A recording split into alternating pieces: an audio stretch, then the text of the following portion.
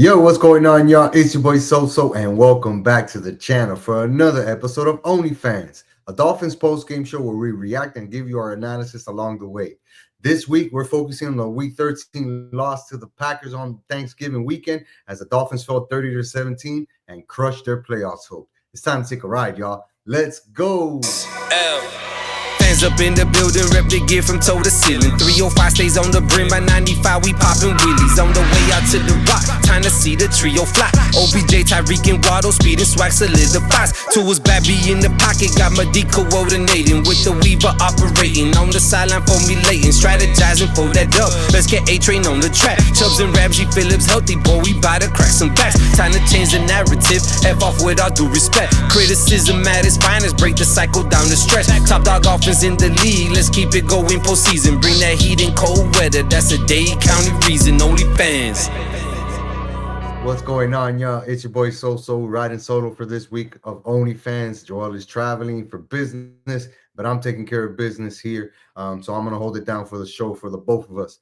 We appreciate you guys hitting that like, comment, and subscribe button. As always, make sure you're telling a friend to tell a friend to tell a friend to hit those notification buttons, and make sure you guys are getting notified when we drop hits like this. This OnlyFans episode is gonna be tough, right? So I'm gonna keep it short and simple for you guys, right? The Dolphins lost to the Packers on Thursday night football, right? Thanksgiving Day, prime time, 8 o'clock, 30-17 was the final score.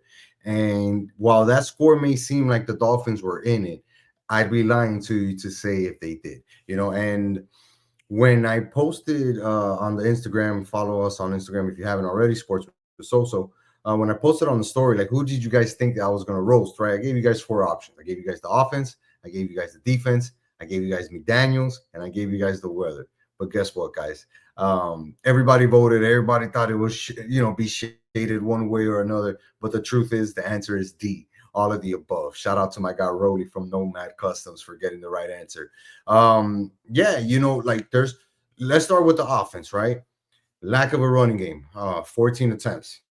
Right, in a game where the weather is really tough, the conditions, wind, the ball is harder to throw, harder to catch, harder to see, all of these things. We needed to emphasize the running game, and we did none of that. Right, we found ourselves behind 14-0 very quickly after two turnovers, and obviously that put a hole in the game plan. But as I will get to further down the line, coaching plays a big part in how you attack teams. How do you plan? How do you scheme? Do you have a plan A, a plan B, a plan C, a plan D? Like, you need to be prepared for anything as a coach.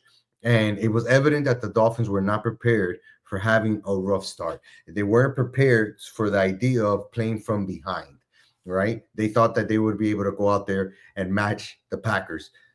They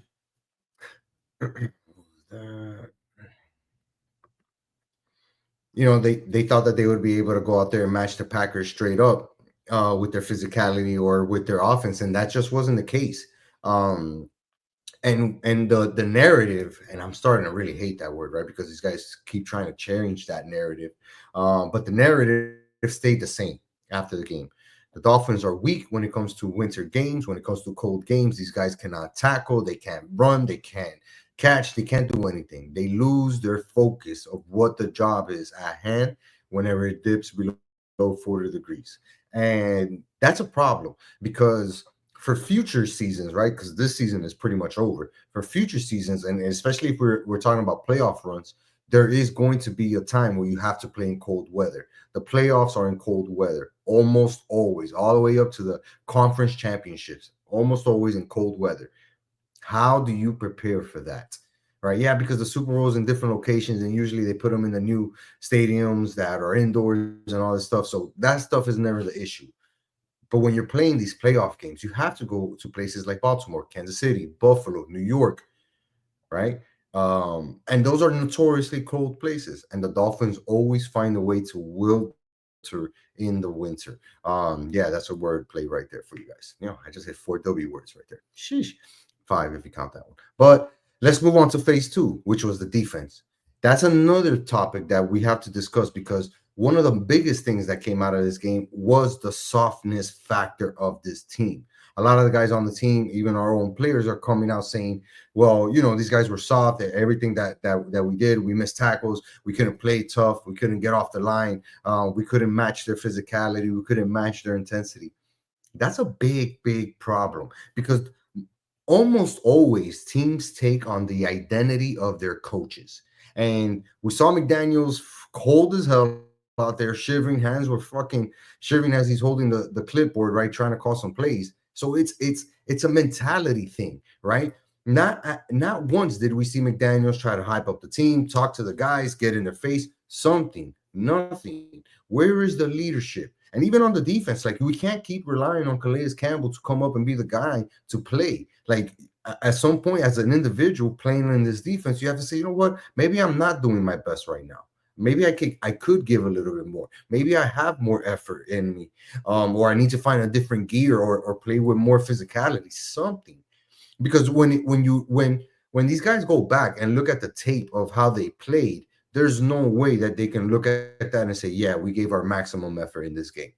There's just no way, right? Because if it was evidence that you and I, and we're not, NFL caliber scouts or anything like that, to get that impression from watching a football game on TV, but you can see those type of things. You can notice hustle, you can notice effort, and even the Packers came out and said it after the game. Yeah, those guys didn't look like they wanted to run, and yeah, it was very evident that this defense was going to get manhandled. And Jordan Love didn't even have a great game. He was 21 of 28, 274 yards, 2 touchdowns, no INTs.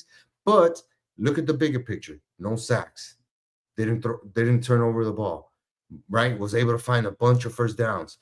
They limited the amount of times that they had to throw, 28. Now let's look at Tua's numbers. 37 of 46, 365 yards, 2 touchdowns, no INTs. But look at the difference. 5 sacks for 29 yards. QBR rating of 61. A QB rating of 114. Very below par. And if you look at those numbers and say, well, damn, Tua ball. No, he didn't ball. We were behind, so we were forced to throw. So, yeah, he threw the ball a lot. But guess what? His longest pass of the day was 30 yards. So, yeah, those 300 and something yards doesn't signify that he was balling, throwing the ball all downfield on the Packers. Almost all of it was short routes, short yardage stuff, dump offs to the running backs, dump offs to Johnny Smith. Like, that was it. So anybody who thinks that Tua balled that game, he did not ball. His stats are a product of us being down so much and having to throw the ball as often, because it's not like he was being threatening with his attempts down the field, right? Which leads me to my third thing, McDaniels. Personally, I wanted to give McDaniels a lot of grace this year, right? Especially when Tua got hurt early in the season. I was like, well, let's see how he adjusts. How can you make adjustments on the fly throughout the season? And the reason why I was paying so much attention to how he would make his adjustments is because we see that with another coach down here who's potentially, lining himself up for greatness in Eric Spoelstra. Spoelstra is very known for being a tactician and changing it up and switching up his tactics, switching up a lineup throughout a game, throughout a 2-week stretch, a month stretch, whatever. Granted, there's more games in basketball and you can tinker, but the key point is the ability to make adjustments based on the talent that you have, right? I don't think McDaniels is good at adjustments. I think he's really good at doing what he would like to do, right? When things are optimal and everything is fine and people are healthy, whether it's good, no problem. Yeah, his stuff works great. But where's the adjustment when you have to say, I can't play this style of football. I have to play another style of football. We haven't seen that level yet, right? We haven't seen a real commitment to the running game. We have not seen Alec and Gold granted, he's been injured, but we haven't seen him consistently lining up backfield where he's the lead blocker on every single running play. No, and we don't even run in between the tackles. A lot of that stuff is stretch plays and running it to the outside, which again leads me to think of the coaching. Aaron Brewster or Brewer, the center that we got from Tennessee. I read today that he's in top 10 in pass blocks won, right? Top 10 in run blocking wins. Why aren't we running the ball up the middle? I'll tell you why. Because we lack physicality. We lack physicality because the coach doesn't believe in that physical brand of football. He wants to be quick. He wants to be fast. He wants to spread it out. He wants to, get the defense moving from one side to another while we have six different guys in motions. He loves that stuff. But where's the power eye? Where's the running game? Where's the ability to get 1 yard? And you know what I'm talking about. That fourth and goal, third and goal. We're down there. We need 1 fucking yard. 3 cracks at it, and we couldn't get 1 yard. I'm sorry. But that is a physical problem. A physical problem that the coach is desperately responsible for, because he's the one who puts those plays calls in. He's the one who initiates the offense. He's the one that puts all of these things into the office and say, this is how we're going to attack teams. And you can't get 1 physical yard. If you can't do that during a regular season game that you must win to keep your season alive, to keep your playoff hopes alive, and you can't get 1 yard, yeah, I'm starting to really doubt if you can make those adjustments, if the game plans that you're going to come up with are going to be able to change on the fly depending on the talent that we have. Because guess what, bro? You're not going to have Tyreek Hill every year. You're not going to have a Tua healthy for 16 games every year. You're not going to have Raheem Mostert and Achan and Jalen. It's football. These dudes get hurt. You better have a backup plan. And we didn't have it. And that's the biggest glaring mistake. And I think that's what's going to end up being McDaniel's fault if and when it does happen here as a Miami Dolphins coach, right? It'll be a lack of adjustments and not being able to win big games, because he continues in games that we must win to have a terrible record. Anytime we play an opponent that's above 500, we struggle. He struggles, and the Dolphins offense looks bad. And there's no other place to fix it except for Mike McDaniels. No other place to fix it to Mike McDaniels, which leads me to my fourth thing, the weather. I think that a lot has been made about the weather, but guess what, bro? Not everybody that's drafted or plays on the Miami Dolphins comes from Miami, comes from the South, comes from a warm weather climate. Some of these dudes come from Iowa. Some of these dudes come from Nebraska. Some of these dudes are from New York. Some of these dudes are from fucking Washington, like other places where it gets cold. So nobody can tell me that the weather is what really affects this team. You have to be able to play this game in different conditions, right? It rains, there's snow, there's hail. Sometimes it's very windy. The 49ers and the Buffalo Bills played in a fucking a snowstorm, literally snow covering seats, right? And the field, and these guys were able to play. Granted, San Francisco played bad, but guess what? Buffalo played well because they're used to it, because this is the game. This is the way that it's played. We have to be able to overcome any weather conditions, whether it's hot as hell, raining, snowing, windy, doesn't matter. Doesn't matter, because at the end of the day, everybody who's on that team is a professional football player. And, that level of professionalism comes to being able to perform your job in any weather, in any condition, right? Because that's what those guys get paid the big bucks. So, yeah, Tua not being able to throw in wind or snow or shit, that's on you, big dog. You need to figure that out. Or you have an issue with carrying the ball in the cold weather, that's on you, bro. Throw some sleeves, grab something, figure it out.